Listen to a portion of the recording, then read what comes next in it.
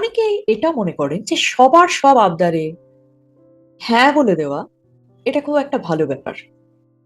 এবং এই মানুষগুলো ভয় পান ভেতরে ভেতরে যে যদি আমি কারোর কোনো কথায় না বলি, যদি বলি যে না তুমি যেটা চাইছো সেটা আমি করতে পারবো না, তাহলে হয়তো উল্টো দিকের মানুষটা অসন্তুষ্ট হয়ে যাবে, সম্পর্ক নষ্ট হবে।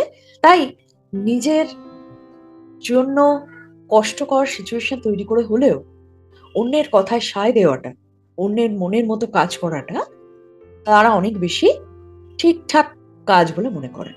এবং অনেকে এটা মনে করেন যে অন্যের যেকোনো কথায় না বলাটা সেটা স্বার্থপরতা।